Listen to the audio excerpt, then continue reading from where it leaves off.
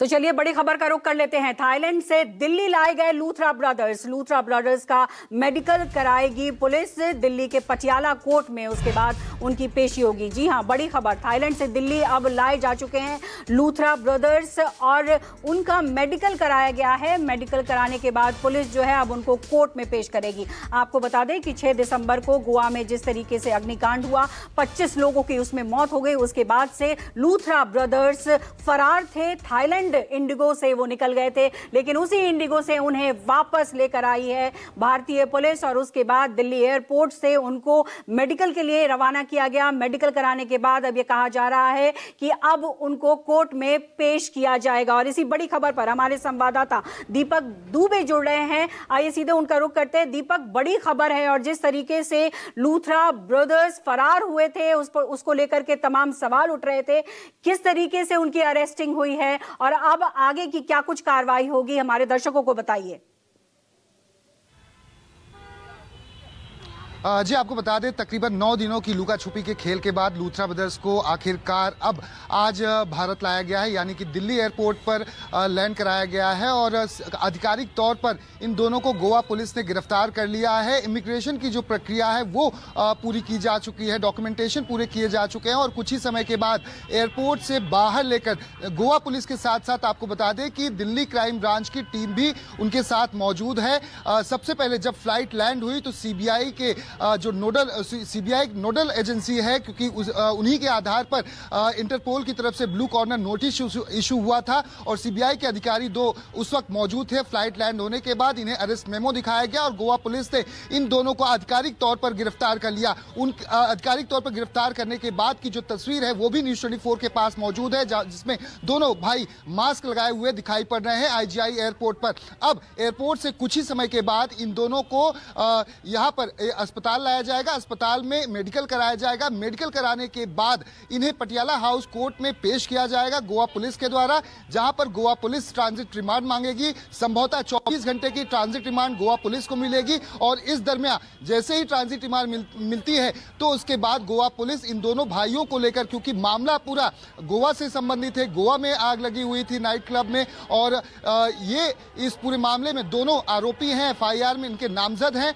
इसलिए इन दोनों को लेकर जाया जाएगा Anjuna police station. Anjuna police station अगर रात हो जाती है तो गोवा पुलिस के पास 24 घंटे का समय होगा। संभवतः रात में पुलिस स्टेशन में रखा जाएगा और उसके बाद दूसरे दिन यानी कि कल सुबह इन्हें मापसा, जो कि गोवा की कोर्ट है वहां के स्थानिक, वहां पर इन दोनों को कोर्ट में पेश किया जाएगा, जहां पर एक बार फिर से आधिकारिक तौर पर इनकी कस्टडी ली जाएगी और उसके बाद से इस पूरे मामले की जांच शुरू होगी, जहां पर इन दोनों से पूछताछ की जाएगी।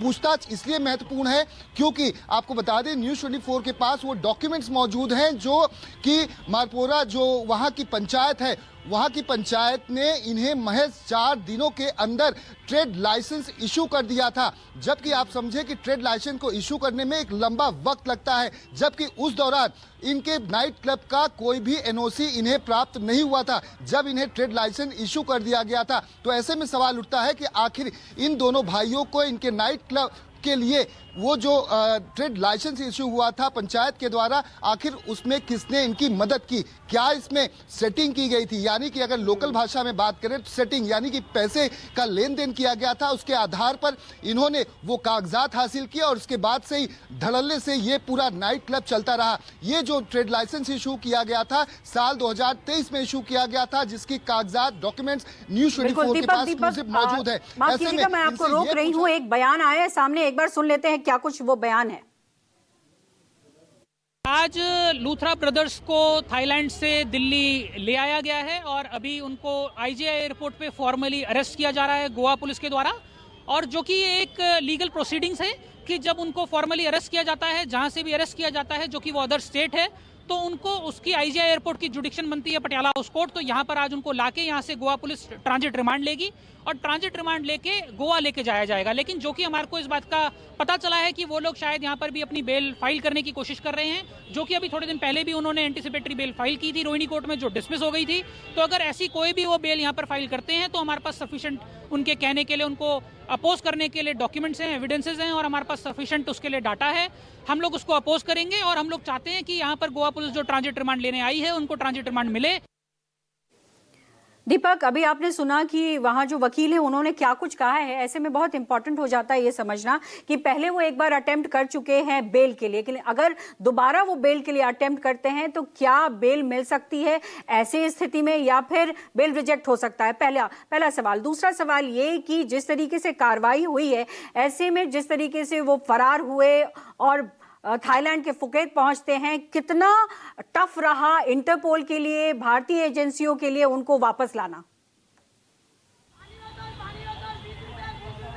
जी, आपको बता दें कि संभवतः इनकी बेल रिजेक्ट होगी अगर वो अप्लाई करने की कोशिश भी करते हैं। उसके पीछे की वजह है कि capable homicide not amounting to murder, यानी कि गैर इरादतन हत्या का इनके ऊपर एफआईआर दर्ज है, मामला दर्ज है। और जिस तरह से 25 लोगों की मौत हुई है, रोहिणी कोर्ट में इन्होंने एंटीसिपेटरी बेल के लिए याचिका दाखिल की हुई थी। कोर्ट ने साफ तौर पर मना कर दिया था कि इस पूरे मामले में इनको जमानत नहीं मिल सकती, एंटीसिपेटरी बेल रिजेक्ट की जा चुकी है। अगर ये कोशिश भी की जाती है तो ये आसार बहुत ज्यादा कम है कि इन्हें कोई भी बेल से राहत मिलती हुई नजर आएगी, क्योंकि 25 लोगों की मौत हुई है। सबसे पहला सवाल। दूसरा, इस पूरे मामले में जिस वक्त ये अग्निकांड हुआ उसके महज 1.5 घंटे के बाद इन्होंने थाईलैंड के लिए फ्लाइट पकड़ ली। आप समझिए कि किसी की प्रॉपर्टी पर, यानी कि इनकी प्रॉपर्टी पर अगर कोई इतना बड़ा कोई हादसा हुआ जिसमें 25 लोगों की जान चली गई, जिम्मेदारी आपकी बनती है और आप यहां से फरार हो जाते हैं तो कोर्ट इस पूरी दलील को कहीं ना कहीं खारिज कर देगा अगर ये बेल के लिए अप्लाई भी करते हैं। जी, जी ठीक है। दूसरा जो सवाल मैंने किया आपसे, मैं वो भी समझना चाहूंगी दीपक। सवाल ये था कि कितना टफ रहा इंटरपोल के लिए, भारतीय एजेंसियों के लिए, क्योंकि जिस तरीके से ये फरार हुए इंडिगो एयरलाइन से और फिर उसी से लाया गया है थाईलैंड के फुकेट जाना, वहां से भी बहुत सारे फुटेज आए, कितना टफ रहा उनको अरेस्ट करना और दिल्ली लेकर आना?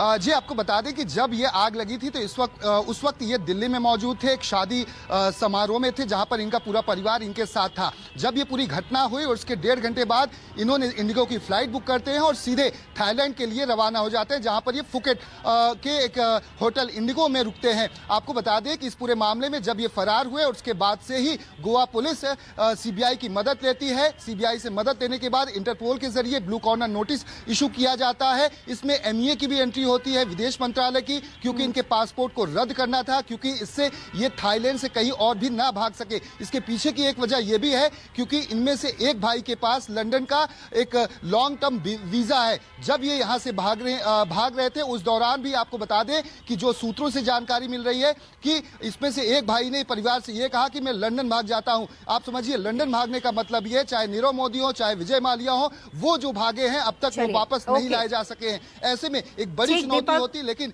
इनके परिवार की तरफ से यह कहा गया कि आप थाईलैंड। ठीक, बहुत बहुत शुक्रिया दीपक आपका। आप नजर बनाए रखिएगा बाकी